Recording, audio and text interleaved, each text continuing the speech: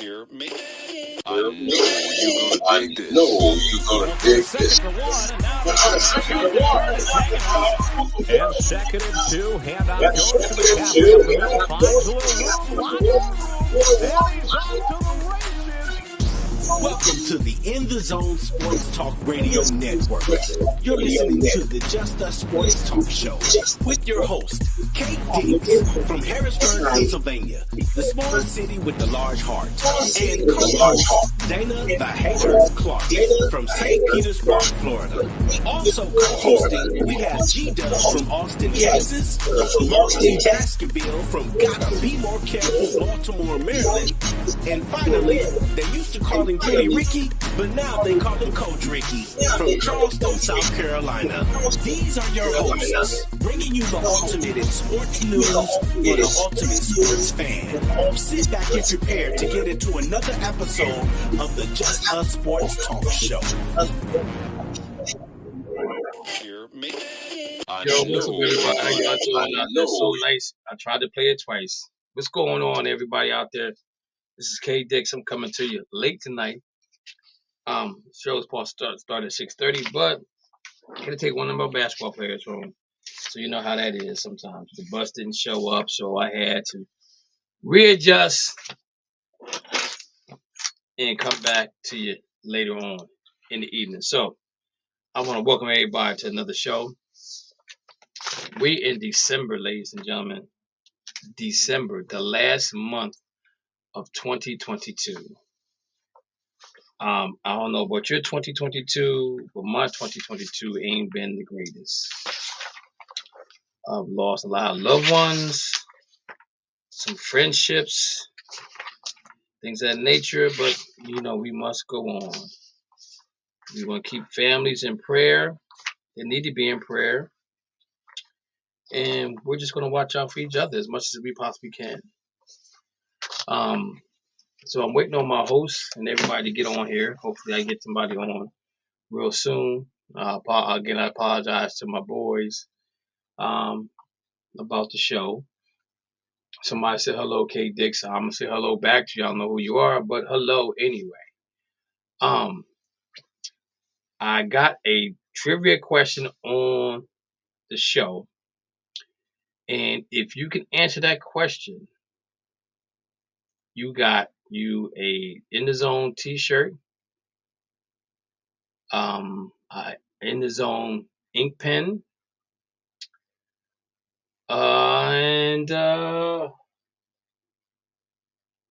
maybe a tomato shirt. What's up, Don Trout? How you doing, bro? So first off, man, I got to say this. I don't know about y'all, but my high school is in the state finals again for the third time. The third time's a charm, ladies and gentlemen. I'm telling you, third time's a charm. We've been twice. This is our third time. We're gonna make it happen. We're gonna be dancing the streets of Harrisburg once Harrisburg Cougars beat St. Joe's Prep this Saturday at Cumberland Valley, 7 o'clock. If you're in the area, if you want to watch some good football, make sure you be there on time because you don't want to miss nothing. I mean, nothing. Like Bernie Mac said, nothing. I gotta give a shout out to my boy Kyle Williams. He put the Harrisburg Cougars on his back, up and out tuna. The first quarter, it was raining, pouring, raining, everything. Nobody could score. Nobody could get nothing done. And the Altoona pops off and gets 7. You know what I'm saying? So it's 7-0 at halftime. That second half, well, let me say this. In the middle of the second quarter, the sun came out. The weather got right. And so did the Cougars because they was dynamite. Yeah, I made a rhyme there. Yo, I'm telling you, it was a great game. That was a great game, man. Oh, my goodness, man. I had a couple tears because they won. I would have had some tears if they lost, too. I probably had more tears if they lost than if they won. But I had some tears. But that's okay. That's okay. Again, we play Saturday at 7 o'clock. If you're in Harrisburg and you ain't over at Cumberland Valley Field to cheer these young men on, something's wrong with you. If you love football, the weather's gonna be nice. It's supposed to be up in the 50s. I mean, the game's at 7, so you take a couple degrees off of 51, and they said 51 at 6 o'clock. So just say 49, whatever. 49 degrees. That's still good football weather. As long as it ain't raining, you know what I'm saying, or ain't snowing, we good. We good. We in the house. We gonna be in the house. So congratulations to my Harrisburg Cougars again for job well done. We got something to gotta prove. And a lot of times, let's talk about this for a minute. A lot of times you have Catholic schools, you have prep schools that play against public schools. And a lot of times the public school doesn't win because they don't recruit like St. Joseph Prep or like Bishop McDevitt, Archbishop Carroll, St. Joseph Prep. They recruit all over the nation, right? The last time we played them, I think there's 3 kids on their football team that made it to the pros right now. We only had one. Well, it was Micah Parsons. Y'all know who Micah Parsons is from the 717, number 11 for the Dallas Cowboys. And you had Kyle Pitts, who is, I think it's Kyle Pitts for the Atlanta Falcons. He's a tight end. You had Trotter. I don't know where Trotter's at right now, but you had Marvin Harris's son on there who's getting ready to go pro. He was a sophomore, a freshman, I think, that year or something like that. I can't remember. But they recruit a lot of professional athletes, children, to go there, and they win a state title in the state of Pennsylvania. Now, there are some people in the state of Pennsylvania that don't like that. You know what I'm saying? They want the public schools to play against public schools, private schools play against private schools, and be done with it at that. But at the end of the day, if the private school wins the state title and the prep school or the camp school wins a title, at some point in time, they got to meet up, right? Somebody gonna say these 2 teams need to play each other, regardless of the fact of the matter. So, I'm saying to you, I was raised this way as a Harrisburg Cougar. I don't care who's in front of me. You know, put the best in front of me and let the chips fall where they may. And if I win, I win. If I lose, I'm gonna go down fighting. You know what I'm saying? So we've been to the state finals 2 times already, and both times we lost to a prep school. But we were in the games. It just didn't fall our way. You know what I'm saying? But it's okay. It's okay. We're gonna get this thing done this time around. I'm letting you know that now. So since I don't have anybody on the line, do I have anybody on the line out there? Anybody at all? Yep. Okay. Look. Okay. So I got Devin out there. He of course he's gonna talk some soccer. I got Devin out there. I have nobody else on the line. I got some people on the Facebook page checking me out. So, Devin, let's talk about some NFL football right now. So in the AFC East, you got the Buffalo Bills, who is 9-3. I think that is 9-3. We got somebody else on the line. Who we got on the line? We got Francis. We got 7-1. Is that Francis? How you doing, bro? What's going on, brother? Not much. We're gonna talk some football here. So we got the Buffalo Bills who are 9-3, the Dolphins are 8-4, the Jets 5-6, and the Patriots 6-6. We had that game. And I'm gonna say this. We should have had that. I'm gonna say this right now. The Minnesota Vikings is probably the luckiest team in the NFL right now. I'm telling you, the luckiest team in the NFL. They're the luckiest team at 10-2. They're plus 10, right? But everybody else in that division is a minus something. So Minnesota's lucky. I don't believe in their 10-2. I'm gonna be honest with you. I don't believe in their 10-2. I don't believe in their 10-2. But anyway, Buffalo is running the show out there at 9-3. Dolphins lost to 49ers yesterday, and the 49ers had a backup quarterback in, which was very impressive because when you have a quarterback that ain't getting no reps all week long, he pops up in there and he still maintains a lead like he did for the 49ers. That's scary good. But going forward, let's see how this thing works. The Jets let that thing slip away from them. The Patriots, I don't know what's wrong with the Patriots. But they're 6-6. So at the end of the day, the AFC East, they could have 3 teams getting the playoffs. 3 teams. AFC North, Baltimore lost. I mean, they won yesterday, 8-4. They're 8-4, and Cincinnati Bengals are 8-4. No, I need you to move that. Cincinnati Bengals. I mean, Cleveland Browns are 5-7. Pittsburgh is 5-7. But Pittsburgh is in last place, so they are last place 5-7. The Browns in third place with 5-7 because they beat Pittsburgh. I just want to throw that out there to you guys. Any of your Pittsburgh Steelers fans out there? Any of your Pittsburgh Steelers fans out there that's bragging about that 5-7 record? All right, AFC South. Tennessee Titans got smashed yesterday by Philadelphia Eagles. They're really real. Indianapolis close. They lost. They got like 50 points scored on them. Jaguars played a good game but lost. I don't know about the situation with the quarterback, if he's hurt or what. I haven't heard anything like that. The Texans is 1-10-1. They lost to the Rams. I lost to the Browns yesterday, and the Browns did not score an offensive touchdown at all. Ain't that crazy? AFC West, Cincinnati Bengals got Kansas City's number 9-3. Chargers don't. This is one of the teams I can't wrap my finger around them.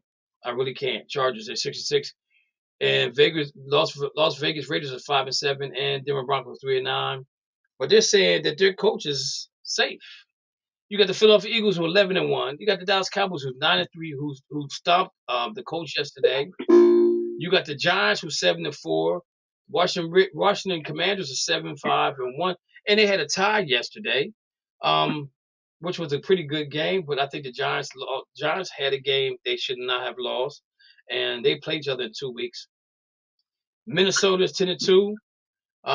As you know, Minnesota got that win against the Jets. Just had that thing wrapped up, and they let it slip out their fingers. Detroit Lions 5-7. They're 5-7. They won yesterday. Yes.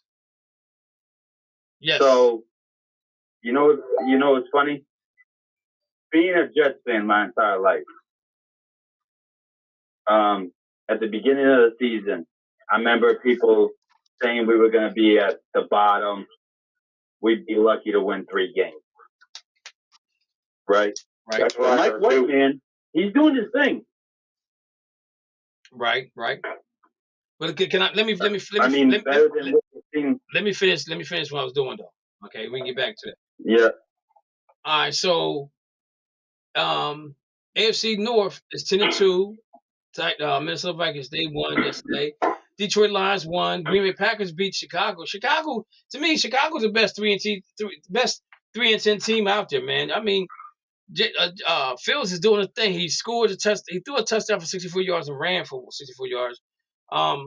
They got plenty of cap rooms money. They're gonna get it done. They're gonna get it done next year. Tampa Bay is 5-6.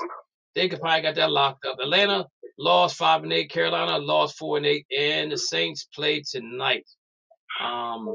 They're 4-8. Carolina, I heard they cut Baker Mayfield. His big payday won't be coming.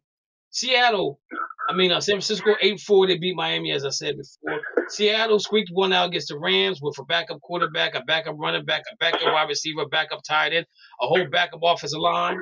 They squeaked that one out. Arizona Cardinals are 4-8. The Rams are 3-9, and they're playing with a whole backup of everything backups. They have had a different offensive line every game this season. That takes a toll on the Rams? Yes, that takes a toll on the quarterback, Matt Stafford, who's out with a contusion or something to the neck. It takes a Cooper Kupp got hurt, so and they couldn't find a running game either. So my Rams, they're 3-9, but I'm okay with that because I'm not okay with it, but I know why they're 3-9. You know what I'm saying? So it is what it is.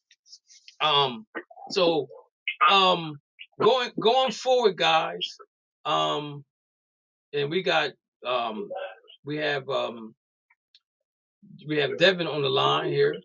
Going forward, let me see. Look at the schedule next week. Devin, you guys got the Pittsburgh Steelers. How you think you're gonna do with that one? Oh, no, I'm sorry. That was yeah. No, I looked at the wrong schedule. I'm going week 14. Week 14. You got Vegas and the Rams, a Thursday night game. On prime time. That we you know how prime time that is. Even though it's my Rams, I will watch the game, but that they need to stop Thursday night game. I got the Cleveland Browns and the Cincinnati Bengals playing playing at 1:00 on Sunday. Should be a great game. Cincinnati has lost 3 straight to the Cleveland Browns. Cleveland Browns got Deshaun Watson back. And like I said before, they won a game without scoring an offensive touchdown. So, Devin, the Atlanta Falcons are on a bye, so you ain't got nothing to worry about. We got Lou on the line. Lou, the Jets play Buffalo, and the Cowboys play Houston, so that should be a good game for Cowboys. Lou, what you think is going to happen with this Jets at Buffalo game? How you think this thing going to turn out? Can go either way. The Jets beat Buffalo before. I think they beat them again. They had a chance in Minnesota, but they made too many costly mistakes toward the end, and that's caused. So it's a very highly competitive game. I feel it's forming the upset could have happened. But that Minnesota offense, though, was also a little bit too strong, too. I mean, you're not 10-2 for nothing, you know. I agree. So, Francis, what you thinking? On this Jets against Buffalo game next week, how this thing gonna turn out? Bro, I'm gonna put it like this. We all know my wife's a diehard Buffalo fan, and I respect the hell out of them. But what we've seen with the Jets is they're not the same team. And the reason I can say that is they've made Robert Saleh is a great coach. He's made moves. And, I mean, look at Sauce Gardner. He's been part of the success on the Jets. So, like Devin said, I'm not going to say we're going to win, but I'm not even going to say we're going to lose because it could go either way at the end of the day. I'll tell you what, I'm really impressed with the way White played, though. He played a really good game. And you can't take nothing away from him, even though he had that interception at the end of the game. Yeah, that's it is what it is. You know what I'm saying? And so, but overall, I mean, the Jets hung around long enough to try to do something. And they finally got something done at the end, second half of the middle third, or the fourth. They outgained Minnesota by almost 200 yards, I think. So that should be a good game for them. Kevin, Tuna had a bad day, but all quarterbacks do. Watch how he carves up the Chargers this weekend. So Tuna had a bad game. So it can't be the 49ers defense had a good game. It got to be Tuna had a bad game. Is that what you're trying to say? Yeah. I don't know about that one. I think San Francisco defense is for real. I don't know if they're gonna make it to the Super Bowl without Jimmy G now. That's gonna be an issue going forward. Probably not. But I tell you what, is we're gonna have fun. We're gonna have fun trying to see what's gonna happen here, because that's gonna be that's a significant loss to that team. With the situation with Jimmy G. So we're gonna find out what happens going forward with him. You guys got any other football news, pro football news that y'all want to talk about before we move on?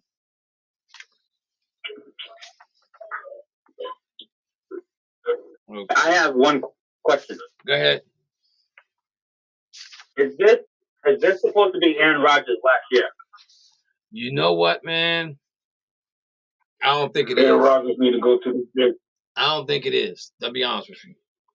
I don't think it is. I think Aaron Rodgers comes back again next year, only because he has some issues with his hand and he wants to come back fully healthy.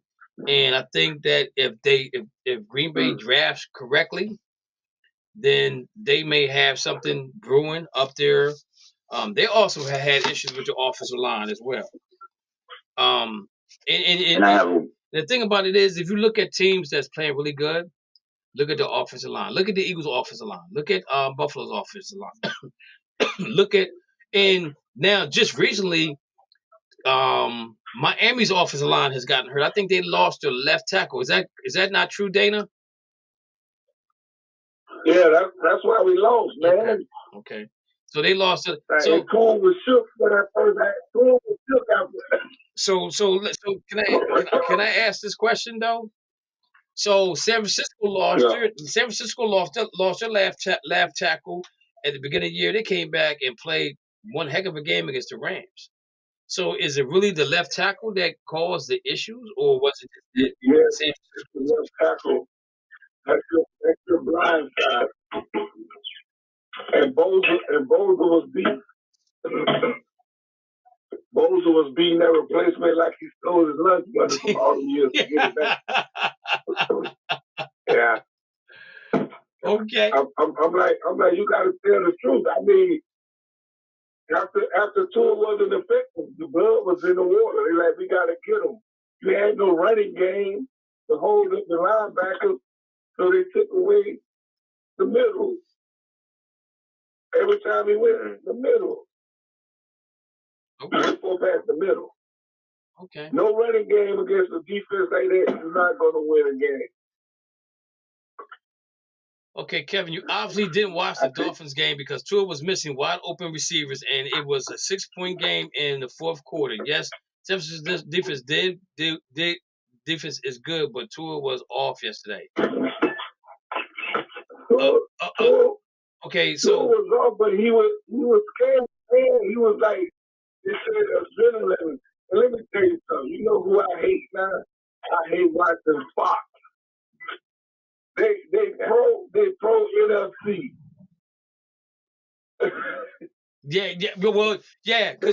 Well, that's who they represent. They pro NFC. Well, then the whole game it was the whole game what San Francisco did wrong. Miami, because Miami stop. Okay, I believe they'll do that to any AFC team. Well, but the AFC will win the Super Bowl this year. Well, Dana, if you go listen to the games on CBS or NBC, that's somebody's making too much noise. Somebody needs to be more silent than what they are. If you think about it, Dana, the NBC and CBS is pro AFC, Fox is pro NFC, so that's why they're gonna lean that way, Dana. I'm telling you, it's like this. The Jets was coming back yesterday. The Jets was coming back. And I'm starting to like the Jets, kind of. That's my little deep, dark secret. But the Jets were coming back. It wasn't what the Jets was doing wrong. It was what Kirk Cousins was doing wrong. Well, and the Jets was balling. I'm not a fan of Kirk Cousins. I've never been a fan of Kirk Cousins. Like I said before. But you got to give them where processes do, though. No, I'm not giving them nothing. Because I'm gonna tell you right now. No? I'm gonna tell you right now. I think you know how to rob. If you know how, if you could put, I guarantee you put Baker Mayfield on that team, they probably still be winning. He's not the key to that team winning games. No. He's not the key to that team winning. He's surrounded by good talent. Dana, I'm telling you, he's surrounded by good talent. No. Kirk Cousins is not that good. He have one receiver. He got two receivers. One running back. Baker Mayfield couldn't do what Kirk Cousins does. Listen, I'm telling you right now, I'm not a Baker Mayfield fan, but I'm telling you right now, Kirk Cousins. What Kirk Cousins? I'm telling you right now, Kirk Cousins is not that good of a quarterback. He's surrounded by. He got one of the best. He got one of the best wide receivers in the game right now, Jefferson. Then his backup behind it is Thielen, and then he has a decent. I don't know who the tight end is. He got a decent tight end. He got a good offensive line. He got Delvin Cook as a running back. They just got him from the Lions. They got Delvin Cook as running back. All right. So only thing he got to do is manage the game. That's all he got to do. That's all. Let me ask you something. Go ahead. Every great quarterback got to need a running game. And he got The Delvin, running game help him. and he got Delvin Cook there. That's what I'm saying. But what I'm saying, with the decoration. But what I'm saying to you is this right here: if you got Delvin Cook and you got Jefferson, you got Thielen, and you got I don't know who the tight end is. Your offensive line is good. If you got anybody should be able to do what Kirk Cousins does, and I'm gonna tell you, it's gonna show up in the playoffs. I'm not. Everybody wants to say that. I'm not. But that's like pretty much the whole Eagles thing. If you can't respect Kirk Cousins, then the Eagles have the same thing, brother. I gotta disagree with you on that because I'm gonna tell you why. Because last year the Eagles' offensive line was terrible, and my man got him in the playoffs with the team they had last year. That team that the Eagles put together last year was not even supposed to make the playoffs. He lost his left tackle and his right tackle last year, and he still ended up winning and getting in the playoffs. So I give, and that's why I got pissed off about why they're gonna say that Jalen Hurts is interviewing this year to be the start quarterback for next year for Philadelphia Eagles. When he's the reason why they got in the playoffs, because they didn't have a lot last year. They look what they did this year. Look what they surrounded him by this year, and look how talented they were playing this year. You know what I'm saying? So that's the difference between the Eagles and Minnesota. Minnesota pretty much have what they have right now offensively. They had last year, this year, and what they do last year. And you look at the differential. They're plus 10 differential. If you look at the games they won off of the defense playing good, or a tip ball, or a missed field goal, or something crazy like that. But they ain't really went out and blow nobody. Look what Dallas did to him up in Minnesota. So that's what I'm saying. I'm not scared.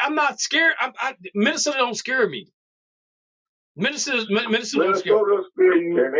Minnesota don't scare me. I'm telling you right now. They don't scare me either, but I'm not going to sleep on the Vikings. I'm sleeping on them. I'm gonna sleep right on them. You sleeping on the Vikings? Mm-hmm. Oh my God! I'm sleeping right on the Vikings because I'm not. Dana, I'm not impressed with them. I'm not impressed. Yo, we talked about this last week. You wrong, man. We talked about this last week. He is. Yo, I'm telling you this. You wrong. Hey, look. Sometimes it's better to be lucky than good, and they've been more lucky than good. They've been more. The Eagles lucky they got their starting schedule. Well, I'm not disagreeing with you on that right there. I've never disagreed with you on that. I said that the NFC West has the weakest schedule in the NFL, so they need to take advantage of it. But when the playoffs comes around, then we're gonna see who's really the true team. But we seen Philadelphia make it to the playoffs with less than what they got right now. So I give more credit to Philadelphia than I give it to Dallas, Washington, or the Giants. They got the playoffs last year because the division was trash. Oh, Dana, I'm not disagreeing you with that. I'm not disagreeing with you on that. But they got to the playoffs with less than what they have right now. But look what they got right now, Dana. Look what the Eagles had last year, and they got in the playoffs what they had last year. They didn't have a running game. They had lost. They lost the left tackle and the right tackle. They lost the left tackle and the right tackle at the beginning of the year last year. They lost their center in the middle of season last year, and they still made it to the playoffs, Dana. They still made it. I guarantee you, if that happens in Minnesota, Kirk Cousins can't carry that team like that. He's not a carrier. Only thing he can do is give the referee the football. I'm not a big Kirk Cousins fan at all. Even when he was in Washington, I wasn't a Kirk Cousins fan. You just hating on Kirk Cousins. I'm not hating on Kirk Cousins. I'm telling you what I believe it. He went to Washington. You don't like it. And he went to Washington and didn't do nothing in Washington. He got paid, and now he's in Minnesota. He's been in Minnesota for what, 4 years now? How many playoff games have they won since he's been there, Dana? It's the coaching. Dana. Because you know why Kirk Cousins looks so good? He got a young, innovative coach. Dana. That's bringing the best out of Dana, him. he got just like the Jets. Just like he said with the Jets. He got a young, innovative coach. He got 2 wide receivers that can catch the balls at any point in time. He got a good tight end, and he got an outstanding running back, and he got a good offensive line. I'm gonna tell you. Let me ask something. Go ahead.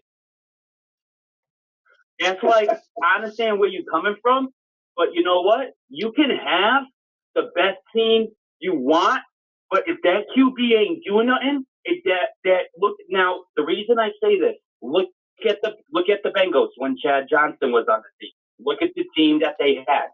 They had Palmer. He was not doing shit. So I'm sorry, but the quarterback on the Vikings, he's a lot better than people give him credit for, because you can have the strongest team but have a terrible quarterback and not do shit. Let me ask you a question. I want you to go back and I want you to look at the schedule. Okay, look how their defense is stepping up. All right, if the Jets scores that to win a touchdown, we're not even having this conversation no more. I'm telling you what I'm reading, what I'm hearing, that nobody's scared of Minnesota. That record that's a false record for them. They're +10. But I think the quarterback's better than people give him credit for. He's a game manager. That's what he is.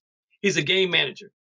I'm gonna put it to you like that. And if Kirk Cousins made it to any pro, listen, if Kirk Cousins has been to any Pro Bowls, it's because of the quarterback from the NFC didn't go, that went to Super Bowl, and that's how Kirk Cousins got in there.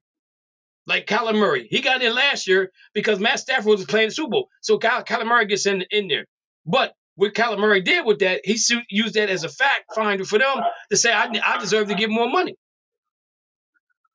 So I'm not. Can I say something? I'm not a big. Go ahead. Man, you been drinking all that haterade all day. Man, I ain't drinking no haterade. I'm just telling you what I see.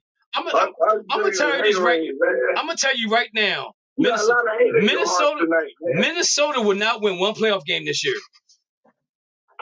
I'm gonna tell you that right now.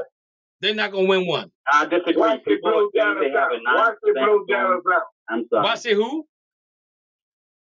They're gonna blow Dallas or the 49ers out. Why? No, they're not. Really? No, they're not. Yeah, they are. No, they're not. Hey, can I say something? Go ahead. Dear NFL, if you ever show the Cowboys against a sorry team like that again, try to make them look like a superpower, I'm banning you. I'm banning you from my TV. All right, so I'm putting my note. I'm putting my note up. Minnesota Vikings won't win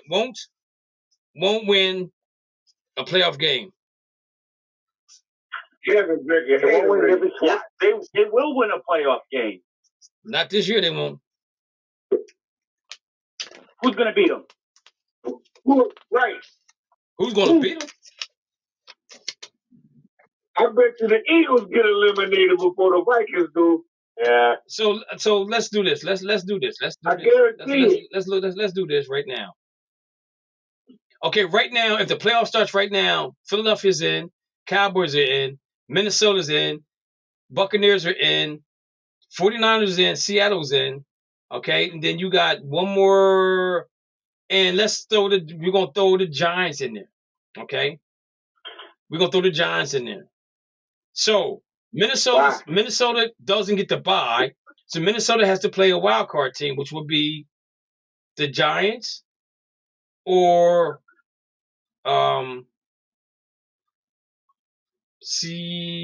let's say Seattle gets in. Okay, 1, 2, 3, 4, 5, 6, 7 teams. 7 teams are in. 7 teams get in, and Philly gets the bye. Okay, so that means that Minnesota will play at home. They will play the team with the weakest record, which might be let's say Seattle. Tampa Bay. No, Tampa Bay. Tampa wins the division, so they can't. So Tampa Bay won't be that team. They will have to play a wild card team. It's 5-6, right? Yeah, but they win the division, Dana. So they still get a home court. They still get a home game. Remember they were trying to because they have the best record or did in the division. I don't think they changed it. I don't know if they changed that or not about Okay.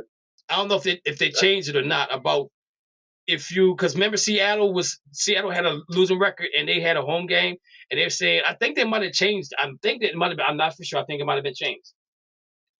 But say okay, let's say Tampa goes and plays Minnesota. Tom Brady.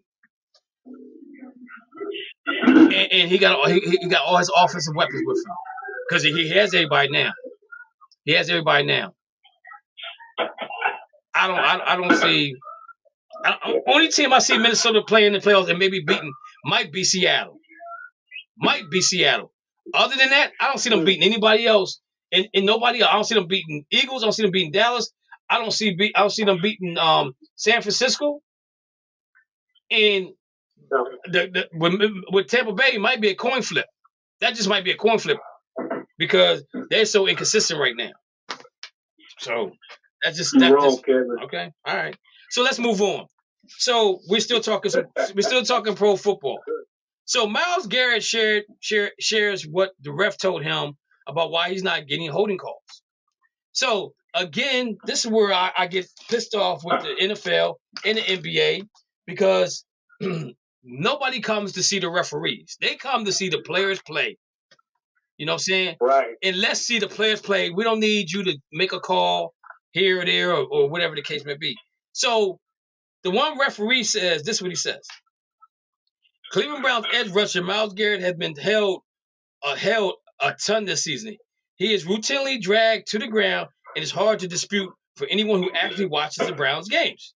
The consistent holding has become an era of annoyance to Garrett, who began voicing his displeasure to the referees. TRAE Blake was told the calls were not going his way, and why not? You may ask, because Blake said Garrett is fighting through them. If Garrett says it's true, it's odd stance for a referee. They're essentially telling Garrett he's so good at his job that they're allowing offensive linemen to cheat. Either or they're telling him he needs to do more flopping and attempt to draw attention to infractions. Oddly enough, this isn't unique. Garrett, there are several other pass rushers around the NFL who expressed a similar frustration this season.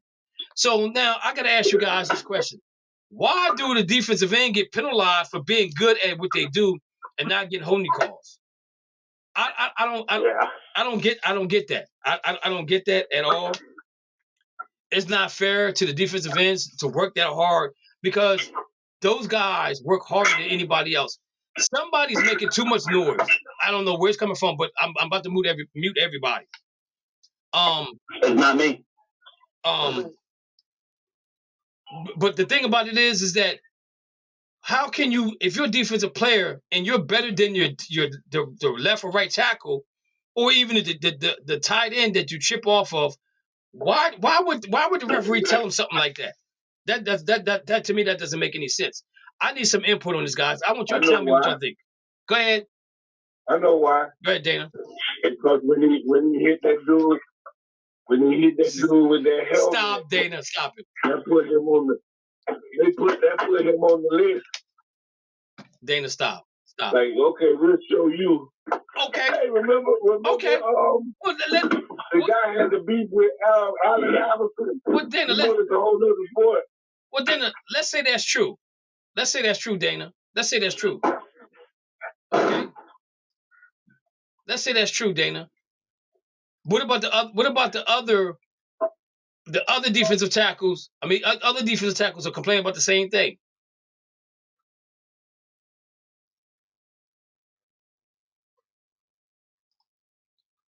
Dana, so let's say that's true. What about the other defensive tackles are complaining about the same thing? What's their excuse?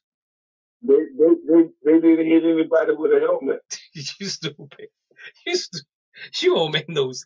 You don't make no sense at all. Lou, what's your thoughts, Lou? Repeat it again. I was muted. My question was, we just lost somebody. Who did we lose? We lost somebody.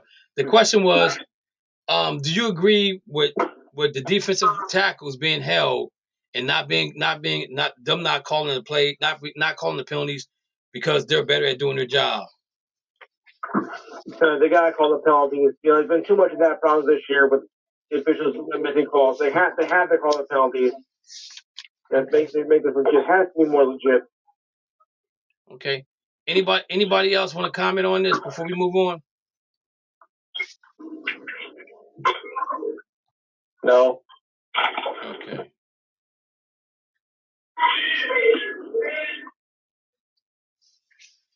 Okay, so let's do this. Okay, so I don't seem like I'm getting nobody to answer my trivia question tonight. Again, if you know the answer, put it in the chat room. If you know the answer in the chat room, or you can call 512-546-4663. 4662.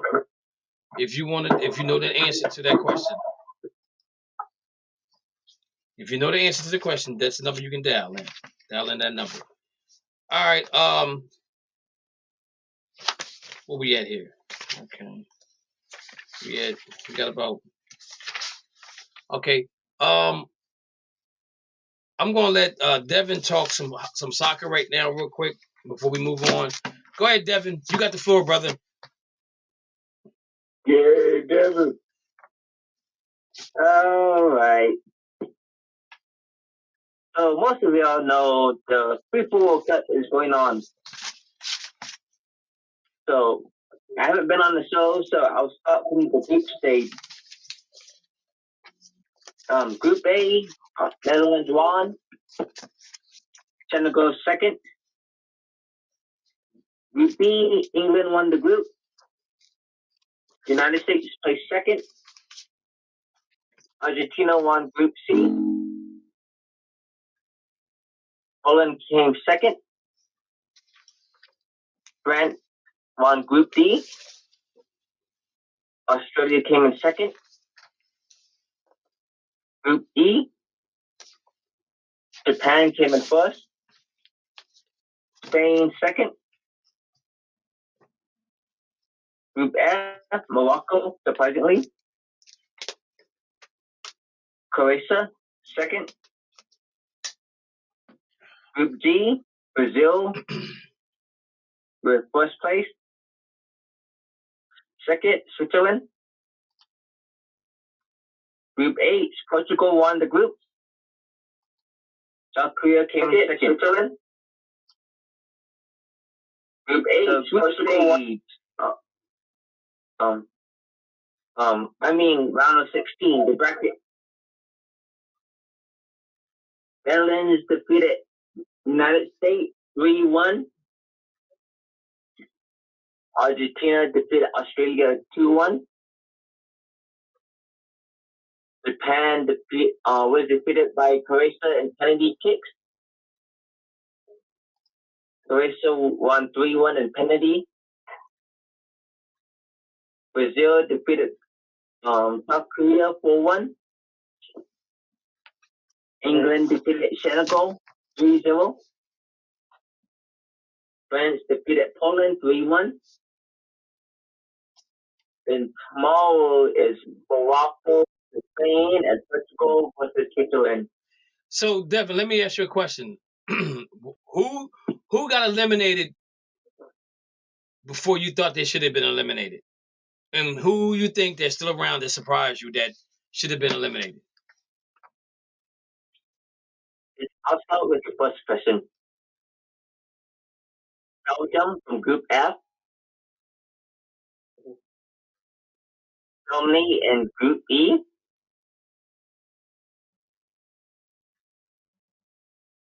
And that's it. Second question, Morocco winning the group. It really surprised me how good they are.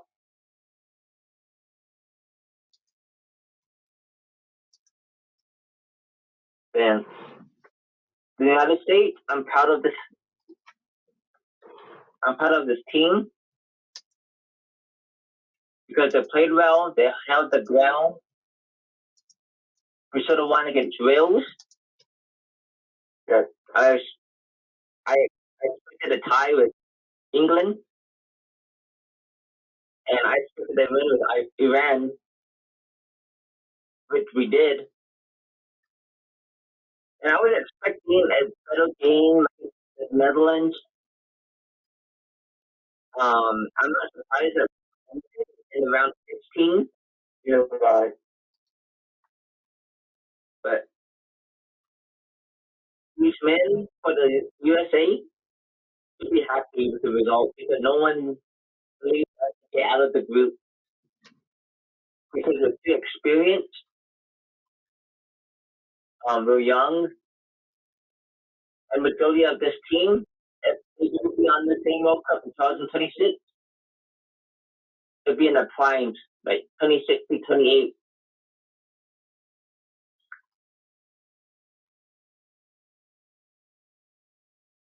Okay. So quarterfinals matchups are almost reset on December 9th. It's Netherlands versus Argentina. Should be a great game. Then Croatia versus Brazil. Then on December 10th, England versus France. That's going to be the game of the week.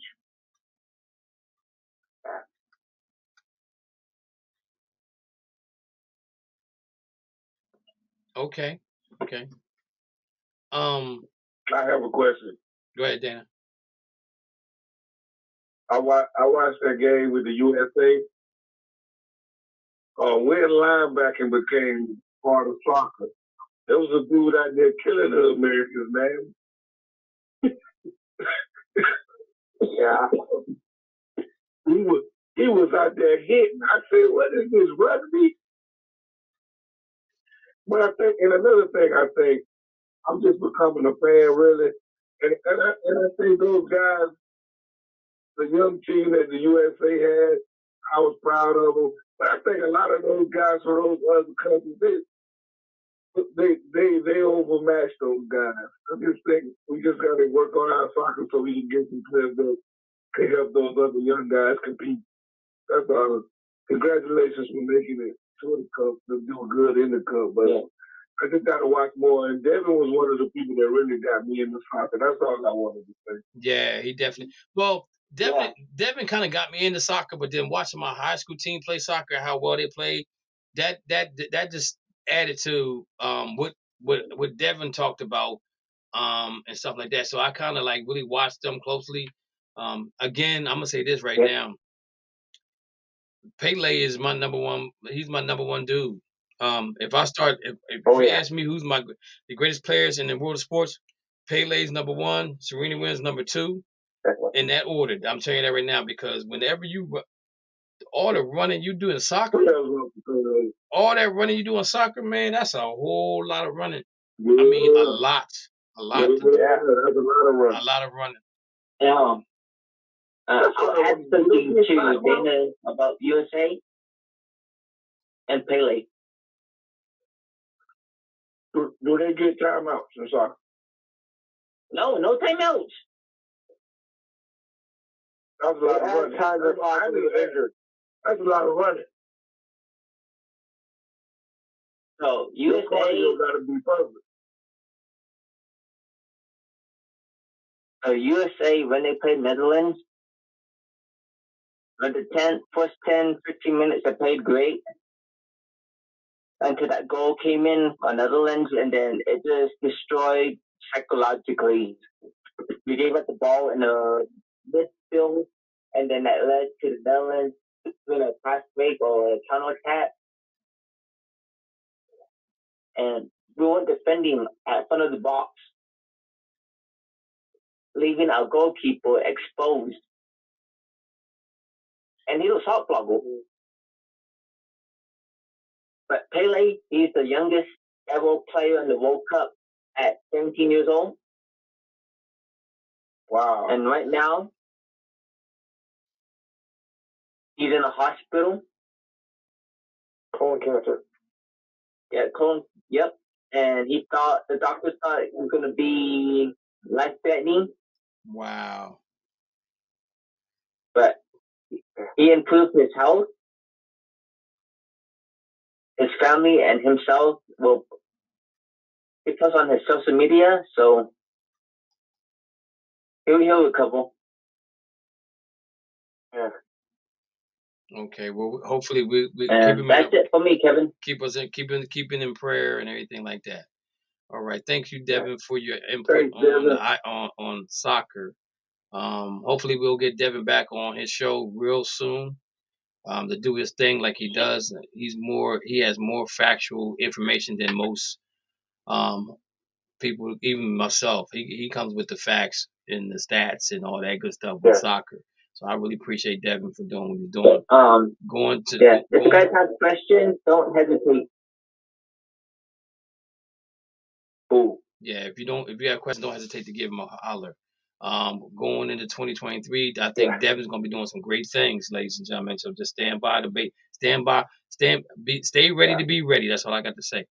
So Dana, you can't see the page right now, but my cousin Kurt Young said, I just called your show now, and I was going to hit you up with some Kirk Cousins stats.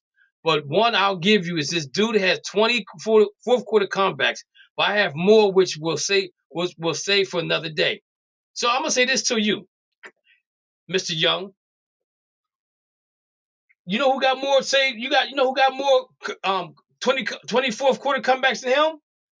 That's currently playing right now? Ryan Tannehill, Andy Dalton, Russell Wilson, Derek Carr, Matt Stafford, Matt Ryan, and Tom Brady. Those guys were already in front of him, and they were looking at Ryan Tannehill and Aaron Rodgers. Aaron Rodgers has 21. Ryan Tannehill has 25. Andy Dalton has 25. Russell Wilson has 25. Derek Carr has 25. Matt Stafford has 34. Matt Ryan has 38. Tom Brady has 43. So he's right there. He's right there in the mix of 20. He's with it's Kirk Cousins, Joe Ferguson, Jim Hart, Jake Plummer. Is one above Randall Cunningham. But if you look at his stats in those games, if I'm not saying if you got game-winning drives, right, that he won some of those. But let's talk about the ones where the defense saved him and they won games. Okay, that's what I'm talking about right now. What he's doing right now. That's what I'm talking about right now. That 20 game thing don't mean nothing to me because he said he got 6 games, six fourth quarter wins this year, right? Look who the teams that he won against. I guarantee you not one of them had a winning record. Let's take a look at it. Let's take a look at it. There you go hating again. No, I'm speaking facts. Yeah. They lose. They beat Green Bay. They lose to the Eagles. They beat the Lions, who didn't have a winning record. They beat the Saints, that have a winning record. They beat the Bears, not a winning record. They beat the Dolphins, who that's one team with a winning record. They beat the Cardinals with a winning record. They beat the Commanders at that time. What was that?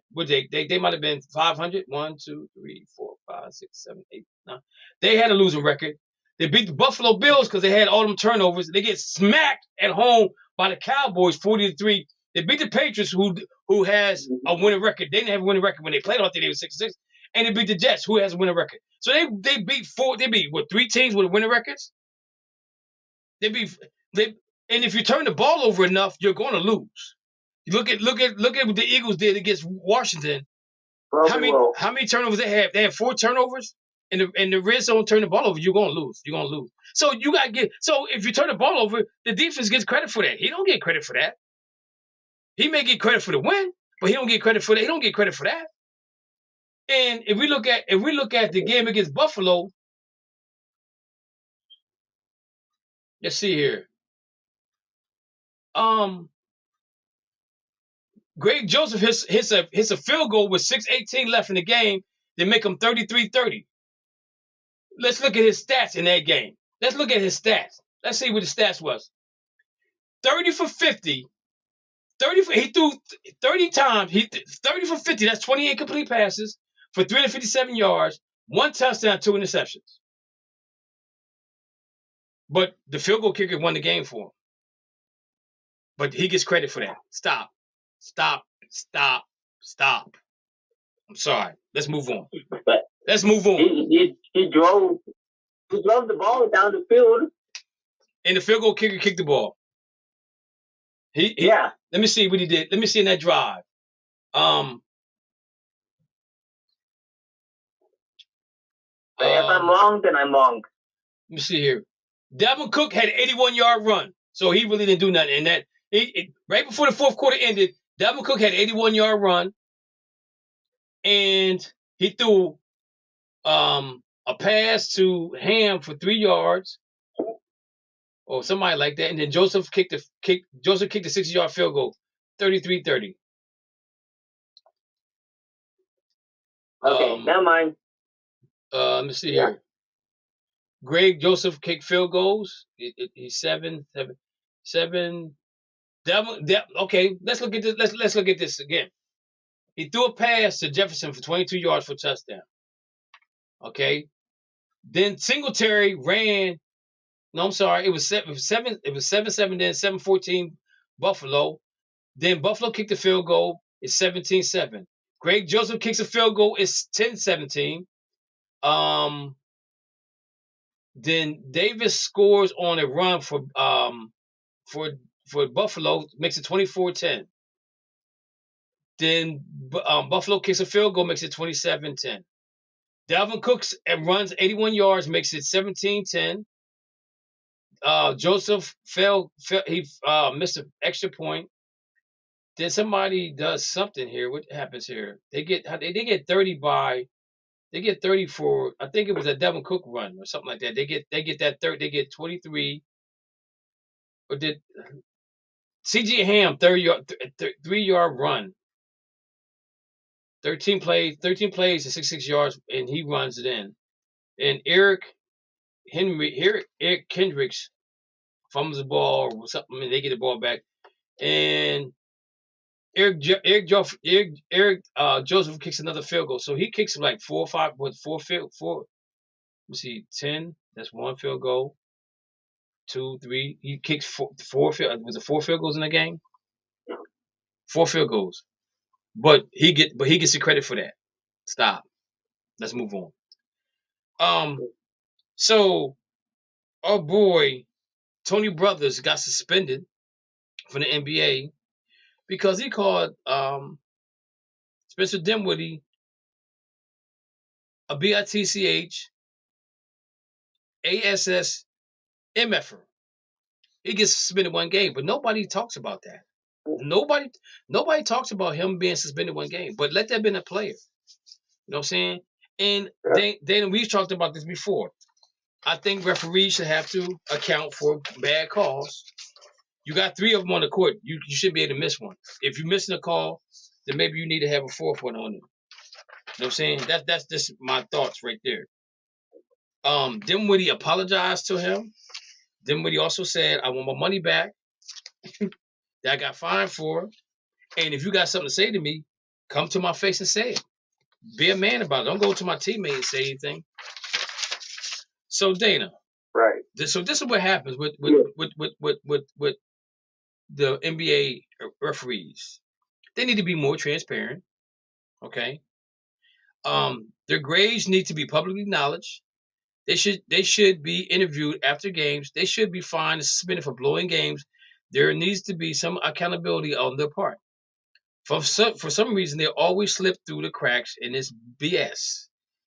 It's believed no discipline was formally announced because it was not a suspension without a pay.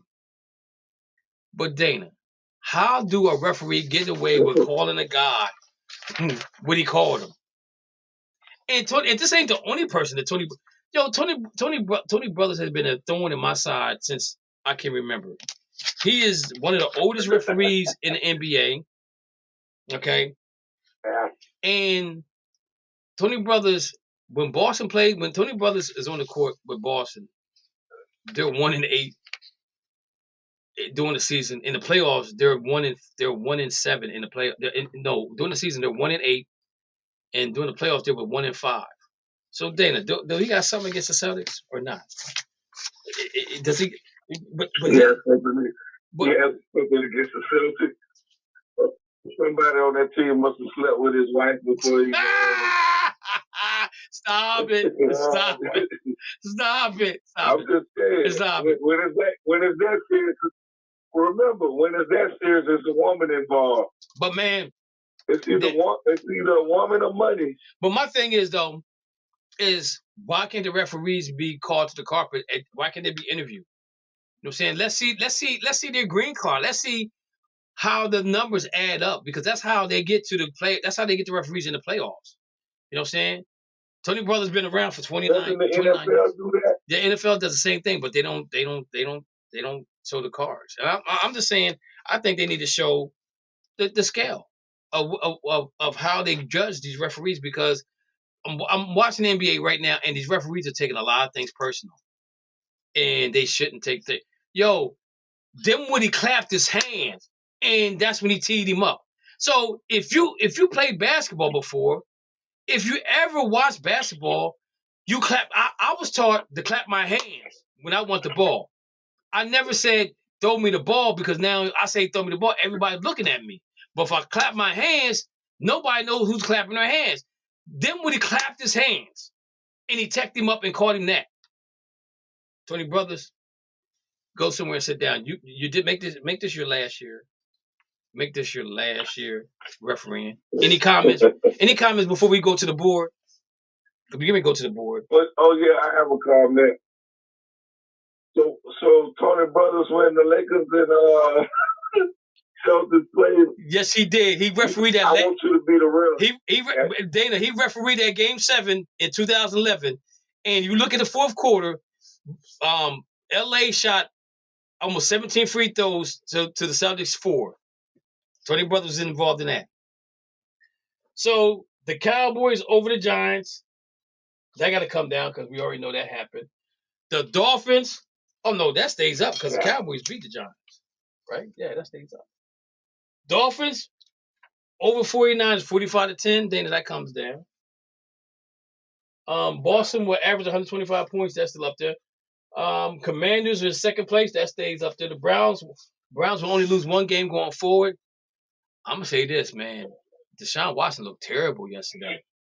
If it wasn't for that defense getting 2 turnovers, they probably would have lost that game. He looked terrible. Ball thrown in the ground and all kind of carrying ons. Dana. Alabama's not in the playoffs. Oh, yeah, they did that on purpose. He did that on purpose because me and Gerald was going back and forth. Now, I'm going to say this, though. Gerald was going back and forth the whole I'm going to say this, Saturday though. night while I'm going to say this, though. Alabama's 2 losses was 2 losses that they was favored in. So that's why Alabama didn't get the nod. I'm going to be honest with you. Ohio State should be either, because how Michigan slammed them up against the fence. They shouldn't even be there. They should not be there. But they had to put somebody in there, right? This is first time. I think this is the first time in a while that you had 2 Big Ten teams in this. So, guys, give me your predictions. You got Michigan playing TCU, Ohio State playing Georgia. Michigan, yeah. Okay. Dana, what you got? I got Michigan 52-27 over TCU. Over TCU. What you got? I got Georgia. 56-17 over Ohio State. Oh my Lord. That's Dana. Yeah. He's gonna be up for a minute. They gonna be. SEC ain't no joke. So every year they play those big teams. Big 10, and they blow them out. So check this out. I think this was Curry that said this. I'm trying to look and see who it was. Let me put it up here. I don't know who said this. I'm gonna put it up. I'm gonna show this. Alabama beats Auburn and Austin P down the stretch. That's why they're outside looking in. Dana, how many times have we talked about that? How many times have we talked about Alabama in this schedule and how it should affect them going forward? Lou. Yeah. Lou, who you got? Michigan against TCU. Who you got? I had Michigan against over TCU with a close game. I think it's going to be no more than a 6-point victory. Okay, by 6. What you got for Georgia over? What you got Georgia over Ohio State? I mean, what you got Georgia against Ohio State? This one looks to be another close game. I still think Georgia, they've been phenomenal all year. I don't think Ohio State's going to have enough to stop them. So I'm still going to say it's going to be a 7-point win for Georgia. Okay, this is Lou. Come on, Lou, make it spicy. Who else we got out there that want to give a prediction? You got Devin out there? I have Michigan and Georgia in national championship. Georgia repeats as champions. Okay, Michigan versus Georgia.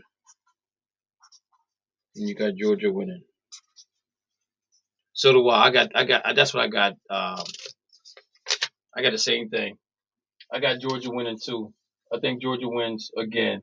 And they about to load up again. So, and I was watching ESPN this morning, and I had the guys from NCAA talking about that. It's like, yo, there's no way that Nick Saban is going to talk his way into getting into the playoffs when you playing teams like Austin P and now Auburn's in their conference. He's still starting that again. But Auburn's in their conference. But the thing about it is, Dana, how many times have we talked about that? I said Alabama, their schedule. This has probably been one of the hardest schedules ever. It just felt in the right time. Tennessee was really good this year. I think if their quarterback doesn't get hurt, I think Tennessee probably is in the top 4. Okay, so Alabama played Utah State, Texas, LU, Monroe, Vanderbilt, Arkansas, Texas A&M, Tennessee, Mississippi State, LSU, Ole Miss, Austin P, and Auburn. Ole Miss, they let that thing slip through their fingers. Okay, LSU gave them a good whopping. Mississippi State didn't do anything. Tennessee beat them. Texas A&M, that was a close game. Arkansas, they blew them out. Vanderbilt's not a good team, wasn't a good team. Texas, that was a close game. Utah, but see now, I'm going to tell you this right now. And you think about, guys, think about this. They ran up the score on Austin P 34-0. And then they ran up the score on Auburn 49-27. Used to be when you did that, that gave you the edge because you blew teams out. That said that, hey, my backup to the backup is just as good as this first guy. You know what I'm saying? And so that situation has become an issue with Alabama. And so Alabama needs to rectify that. Alabama needs to come above the equator after October and play some teams from the Big Ten. And let's see how really good they are. Because the Big Ten goes down south. We went to Penn State went to Auburn this year. You know what I'm saying? Why can't Alabama come up north? Why can't they come up north? Big Ten garbage compared to Alabama. Well, then if they are, why don't they play them then? Why don't they play that? Why don't they take them Austin Peas off the Budweiser University's Little House on the Prairie teams off their schedule and play teams that can compete? Who makes the schedule? They do. Yep. Mm-hmm. If I was Nick Saban, I'd put some on you. Ain't nothing scary about all that. All that scoring. Once you play a defense, it don't matter. Georgia gonna show you why. They national champions against Ohio. Then they're going to double it up once they play Michigan in the title game. And I ain't mad. I'm not mad at them. I'm not mad if Georgia wins. I'm not. That just shows you how good that the coach is, and they reloaded really fast.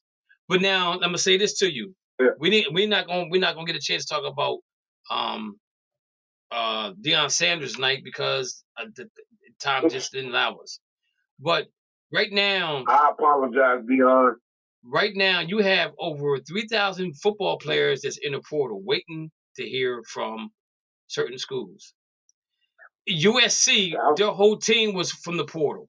Okay, that's why that team was so doggone good because they got guys that are friends that play and say, "Yo, let's go to USC and play, and we're gonna go in the portal. We're going to get paid. We're going to get some money, but we're gonna go ahead and try to win the national championship." They got really close.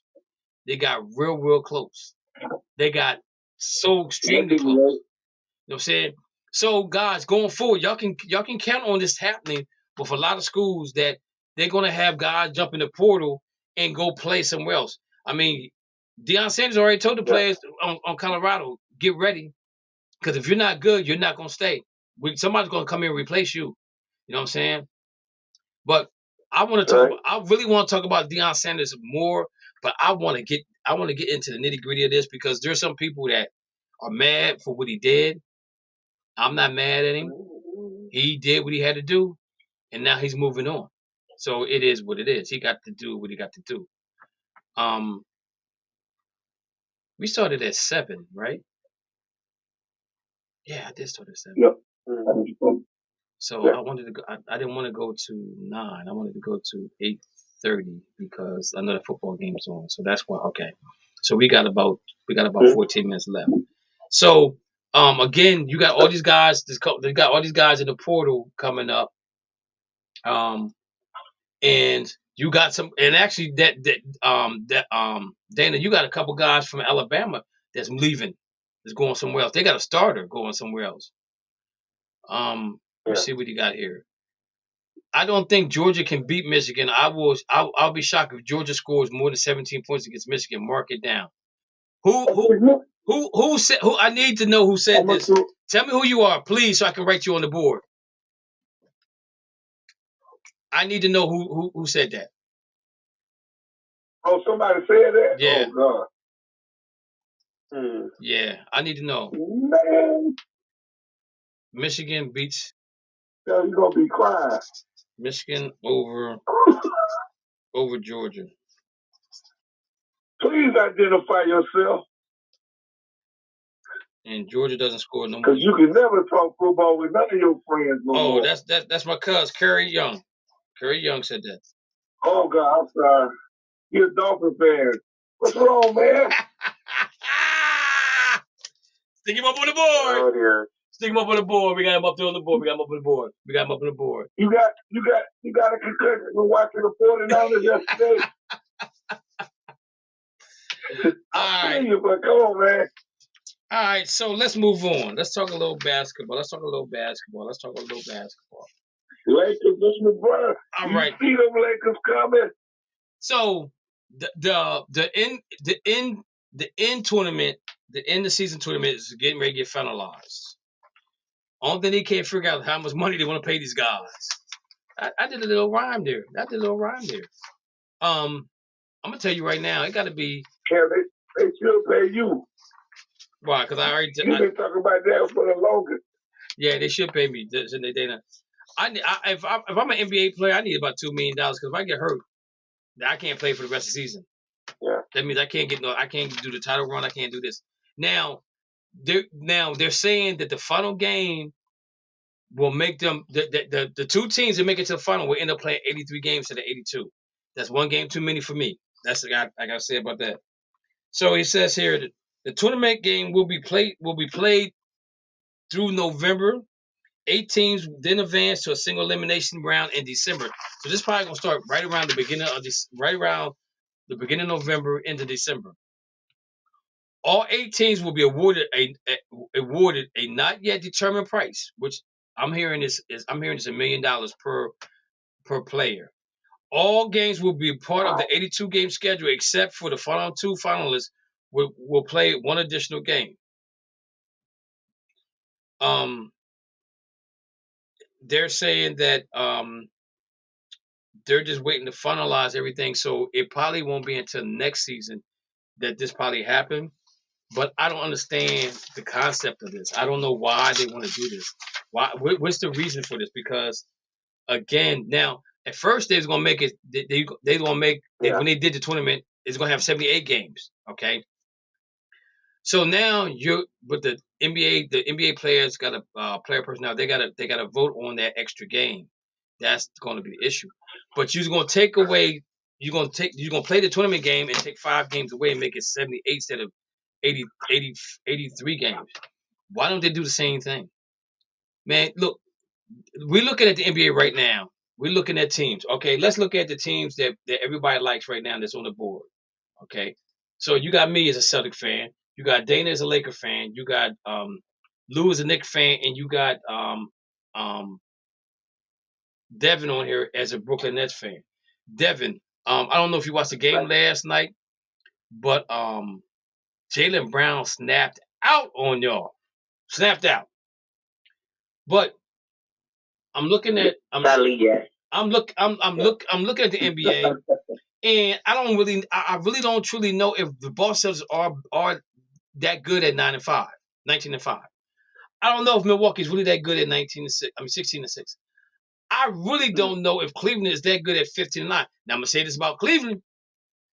I love watching them play because they play the game the way the basketball game's supposed to be played. Fun, run up and down the court, play defense when they gotta play defense. But their problem is they start off too slow sometimes. But I'm looking at this league, man, and I'm saying to myself, this doesn't make any sense. I really believe the NBA need to go back and rethink this thing over and play less games, because the less games you play, the more important those games become. Because this doesn't make any sense to me. It really doesn't make any sense whatsoever on why they want to add games. They want to add a tournament, and I don't really think the players are cool with it. Now you got guys on your bench that's probably making roughly $600,000, maybe $700,000. So $1 million to them is a lot of money, right? So they get the $1 million, and let's say they're like, man, look, I got $1 million. I don't want to play no more. I'm good. I'm straight. I'm straight. I'll be on the team if you need me. If you want me to play, I'll play. But go ahead and get somebody else that wants to play. I mean, you could have that kind of scenario, but hopefully you don't have that kind of scenario. You know what I'm saying? But again, the incentive for the NBA is not that incentive with the All-Star game. They got to do something about that. Cut it back to 62 games. Start the season. Dana, we talked about that. I would love to see the WNBA get more clout. So start the WNBA in August. Okay, you got August, September, October. They end their season on Thanksgiving. NBA starts their season after Thanksgiving. The games mean more because now you're plotting to get a seed, right? You look at division right now, and Boston can lose 4 or 5 games, and that's only 9 losses. You know what I'm saying? Because if they go on a streak again, well, same thing with Milwaukee, same thing with Cleveland. You know what I'm saying? If you go on a streak again, you're gonna have a better record. Do that mean you're a better team? No, not really.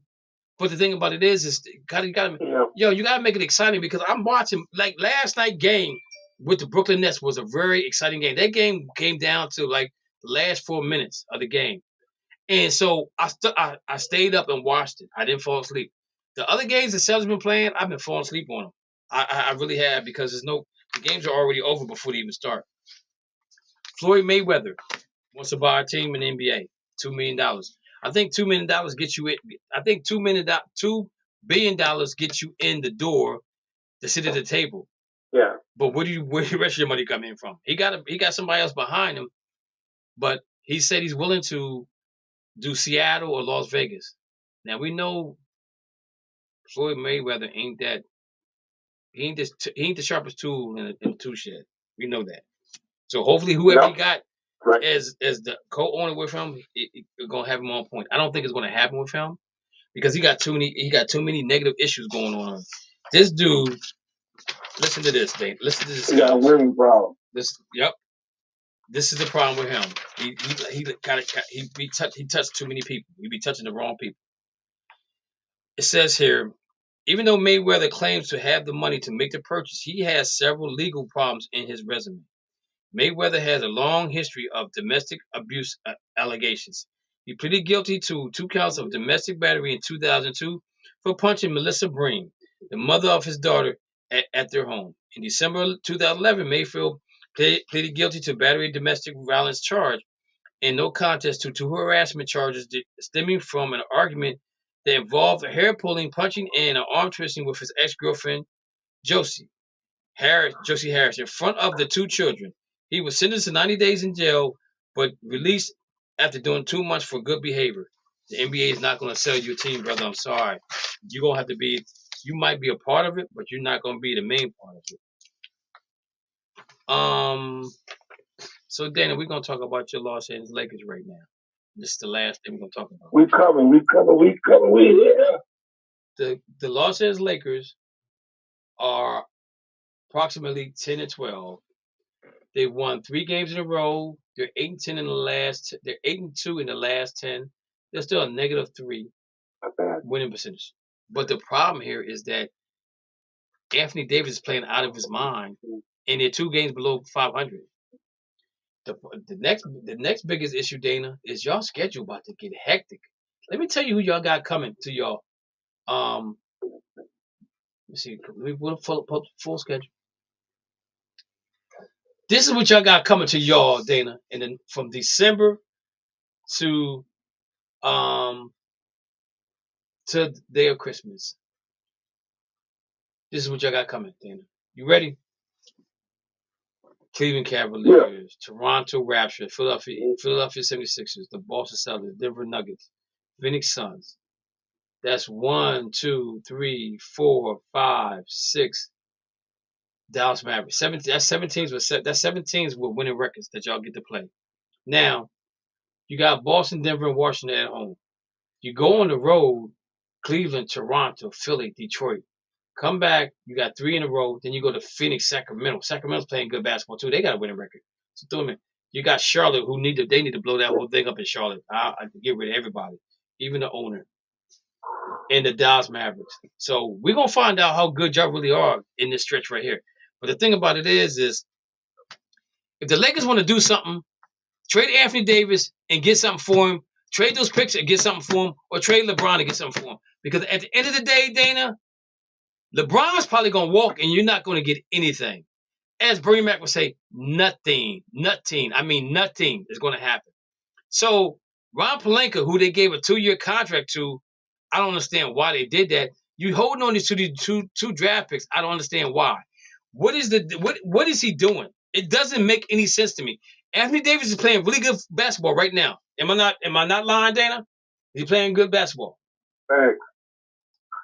He's playing NBA. He's playing MVP basketball right now for the Lakers. Y'all beat Milwaukee Bucks. Davis had 44 points and 10 rebounds. Y'all played the Washington Wizards, which that don't mean anything to me. That because Washington is terrible. But he had 55 points, 17 rebounds. Westbrook had 15 assists. But he's playing good basketball right now. So he's not hurt.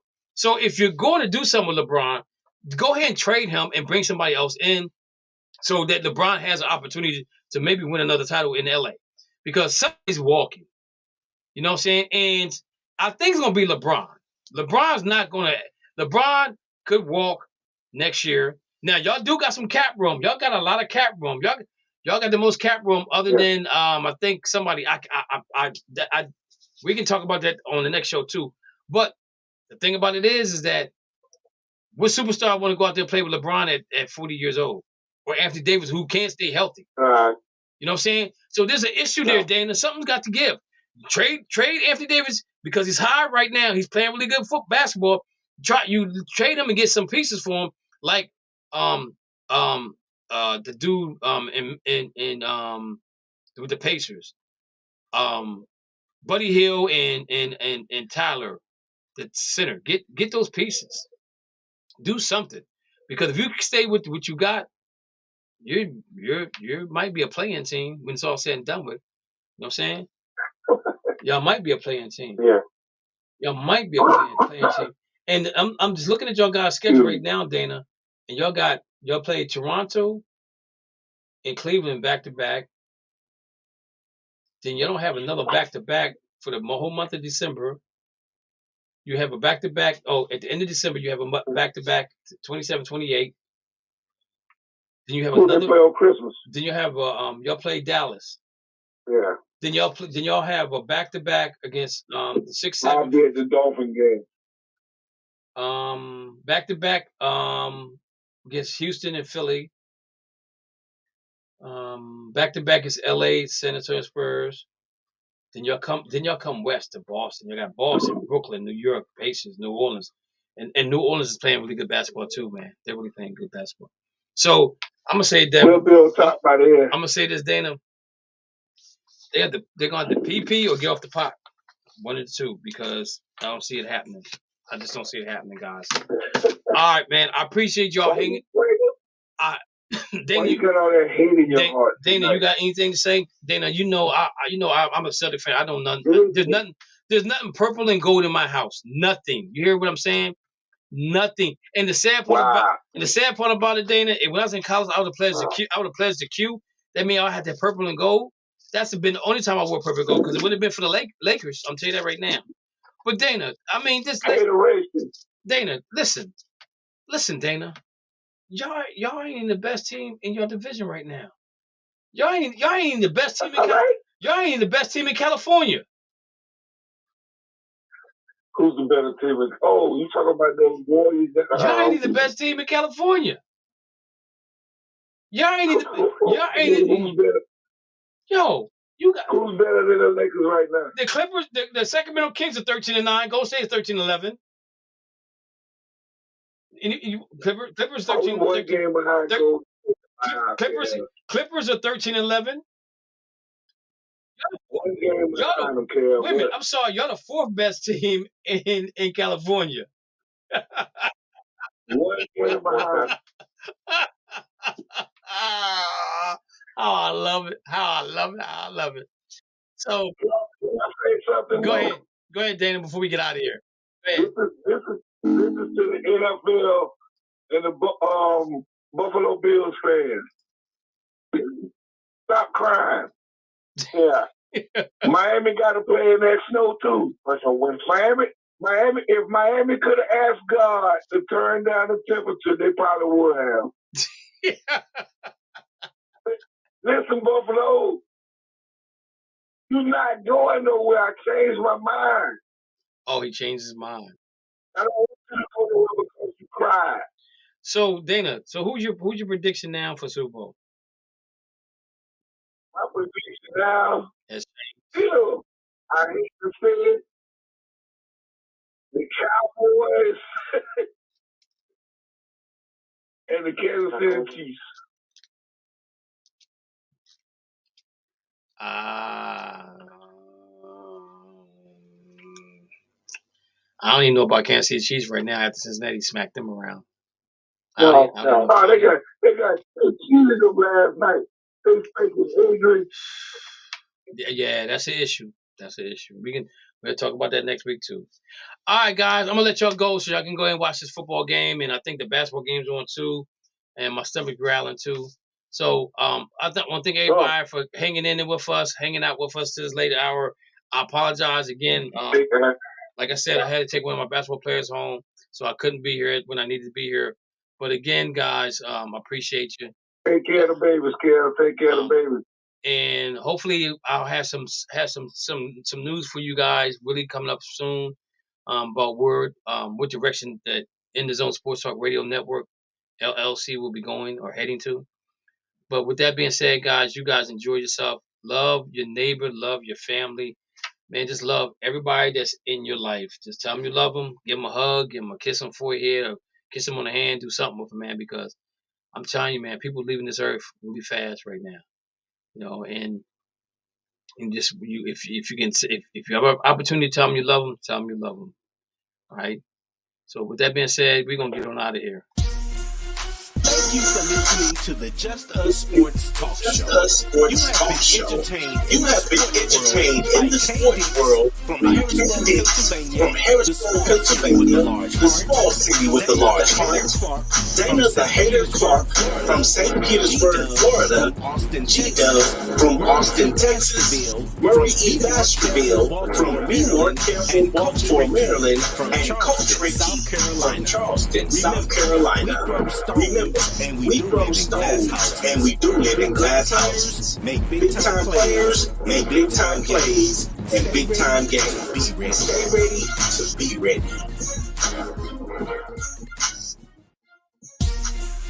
Thank you for listening to the